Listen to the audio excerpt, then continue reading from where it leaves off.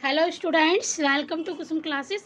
तो बच्चों, आज की इस वीडियो में करेंगे हम क्लास 7 की मैथ एक्सरसाइज 12.1 का क्वेश्चन सेकंड करेंगे। ठीक है बच्चों, तो क्वेश्चन सेकंड करेंगे आज, और क्वेश्चन फर्स्ट में कल करवा चुकी हूँ। क्वेश्चन सेकंड करते बच्चों, देखते हैं क्वेश्चन सेकंड हमारा क्या है। क्वेश्चन सेकंड है बच्चों कि नीचे सममित रेखा दी हुई है, मतलब नीचे सममित रेखाएं दी गई हैं, अन्य छेद ज्ञात कीजिए। मतलब बच्चों, एक हॉल जो है ना, एक ये आकृति देखिए, इस आकृति में क्या किया है इन्होंने, एक हॉल करके दे दिया है और हमें बताना है कि दूसरा हॉल कहाँ होगा। ये आकृति दी देखिए, इसमें एक हॉल दिया है और हमें बताना है कि दूसरा हॉल कहाँ होगा। ठीक है बच्चों, तो देखिए बहुत ही इजी क्वेश्चन है।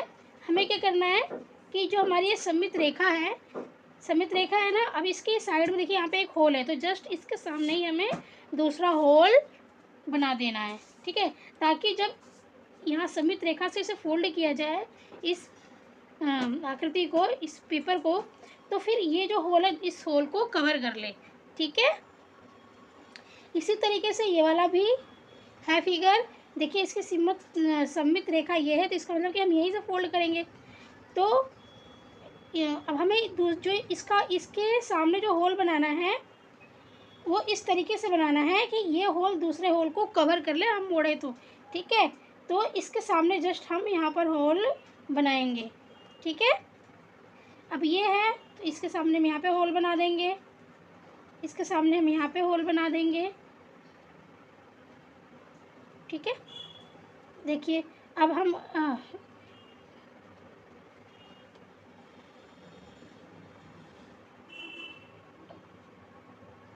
ठीक है, हम पेपर को मोड़ते हैं, अगर मोड़ेंगे इस तरीके से भी तो ये होल इसको ढक लेगा, है ना। और अगर इस तरीके से हम मोड़ते हैं, जो ये सममित रेखा अगर इस तरीके से हम फोल्ड करते हैं, तो ये होल इसको कवर कर लेगा, ये होल इसको कवर कर लेगा। ठीक है ना, ये होल इसको कवर कर लेगा, ये होल इसको कवर कर लेगा। तो बच्चों, ये सेकंड क्वेश्चन बहुत ही इजी था। क्वेश्चन है, थर्ड क्वेश्चन है आपका कि निम्नलिखित आकृतियों में दर्पण रेखा मतलब क्या है बच्चों, कि हमें यहाँ पे एक मिरर रखना, ये हमारी मिरर रेखा है। ठीक है, दर्पण रेखा या अर्थात सममित रेखा बिंदुकित रेखा के रूप में दी गई है। ठीक है, जो दर्पण रेखा है वो बिंदुकित रेखा के रूप में दी गई है। तो दर्पण रेखा में प्रत्येक आकृति का परावर्तन करके प्रत्येक आकृति को पूरा कीजिए। आप बिंदुकित रेखा के अनुदिश एक दर्पण रख सकते हैं और प्रतिबिंब के लिए दर्पण में देख सकते हैं। क्या आपको पूरी की गई आकृति का नाम याद है बच्चों? देखिए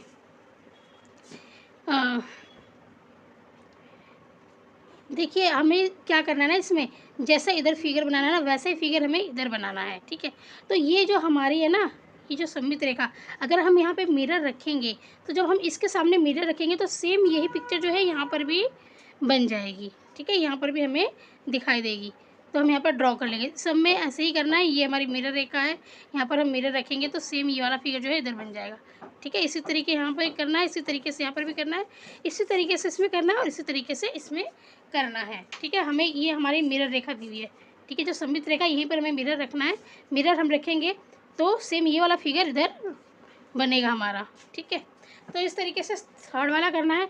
फोर्थ वाला बच्चों देखो, फोर्थ वाले में हमें कुछ नहीं करना है, इसमें बस ये लिखा हुआ है कि निम्नलिखित आकृतियों की एक से अधिक सममित रेखाएं हैं। ठीक है, जो ये भी आकृति हैं इनकी एक से अधिक सममित रेखा है। देखिए इसकी 2 है, इसमें कई सारी हैं, और इसमें भी 1 2 3 रेखा है। तो ऐसे आकृतियों के लिए यह कहा जा सकता है कि इनकी अनेक सममित रेखा हैं।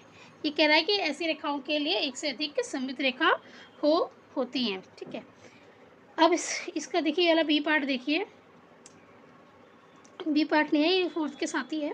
निम्नलिखित आकृतियों में से प्रत्येक में विविध सममित रेखा यदि हो तो की पहचान कीजिए। मतलब ये बच्चों यहाँ पर सिर्फ आपको फिगर दिया हुआ है। ठीक है, और हमें इसमें सममित रेखा बनानी है कि कितनी बन सकती है।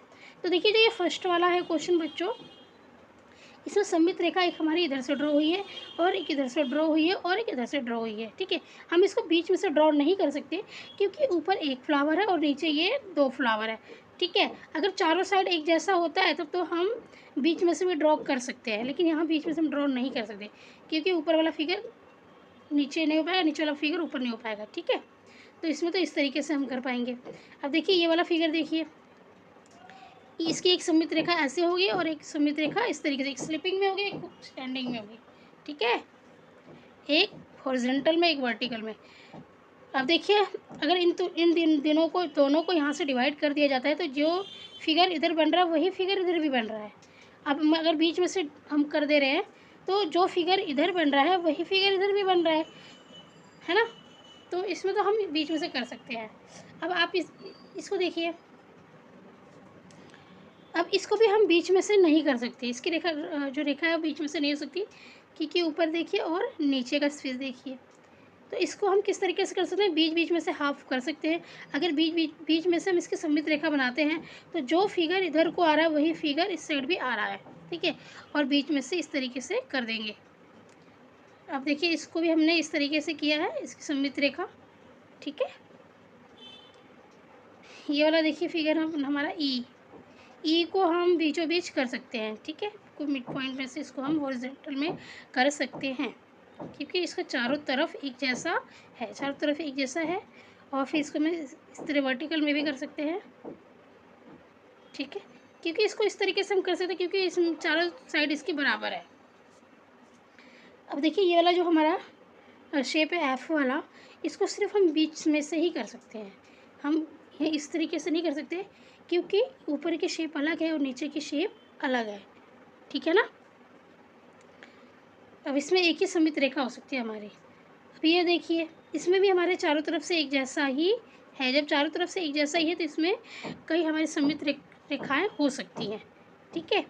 एक तो बीचों बीच कर दिया, फिर इस तरीके से भी कर दिया, फिर इस तरीके से भी कर दिया, इस तरीके से भी कर दिया, जो भी फिगर हमारे चारों तरफ से होगा ना एक जैसा, उसको हम उसमें हमारी कई सममित रेखाएं हो सकती हैं। अब जैसे देखिए इसमें भी हमारी ये भी चारों तरफ से एक जैसा ही है ना, तो इसमें भी हमारी कई सारी सममित रेखाएं हो गई हैं, ठीक है। अब ये है हमारा पांचवा बच्चों क्या कर रहा है, पांचों में देखिए इसमें लिखा है कि यहाँ दी हुई आकृति की प्रतिलिपि बनाइए।